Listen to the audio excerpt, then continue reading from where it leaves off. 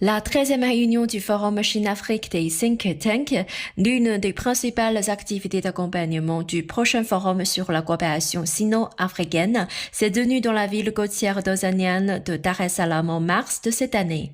Lors de cette réunion, plus de 100 experts des groupes de réflexion de 50 pays, dont la Chine et Sud-Afrique, ont publié conjointement un consensus entre les groupes de réflexion chinois et africains sur le renforcement de la coopération mondiale pour le développement en 5 langues, également connu sous le nom de Consensus Chine-Afrique de Dar es Salaam, qui propose des solutions aux principaux problèmes et défis auxquels le monde est confronté aujourd'hui.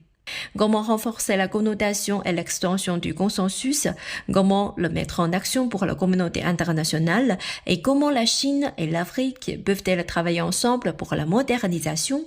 Lors de cette réunion, plus de 40 experts et représentants des médias ont échangé des points de vue apportant leurs idées à la promotion de la coopération mondiale pour le développement.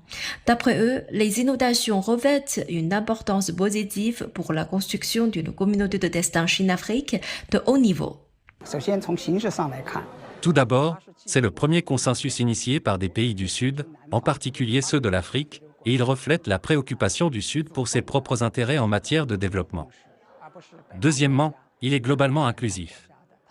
Les pays en développement ont le sentiment que nous pourrons proposer de nouveaux principes basés sur les principes fondamentaux de la coexistence pacifique de l'humanité, c'est pourquoi il fait date et revêt une importance particulière.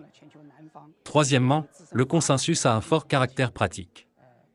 Aujourd'hui, les pays du Sud, par le biais d'une coopération conjointe et sur la base de riches expériences de développement pendant 70 ans écoulés, particulièrement celles dans la coopération sino-africaine au fil des ans, ont proposé de nouvelles idées stratégiques et des principes fondamentaux visant à résoudre les problèmes complexes auxquels l'humanité est confrontée aujourd'hui, et cela montre une nouvelle sagesse. En 2023, les échanges commerciaux entre la Chine et l'Afrique ont atteint un record historique de 282,1 milliards de dollars. La Chine reste le premier partenaire commercial de l'Afrique pour la 15e année consécutive. Dans le cadre de l'engagement Chine-Afrique, la Chine continue de s'appuyer sur sa propre expérience pour faire en sorte que la coopération bilatérale soit réellement bénéfique pour le peuple africain. Depuis plusieurs décennies, la Chine a partagé ses propres expériences avec les pays africains et surtout comme les expériences de la construction de l'infrastructure, comme les routes, les chemins de fer et les ports, etc. Parce que les infrastructures sont des conditions préliminaires pour le développement.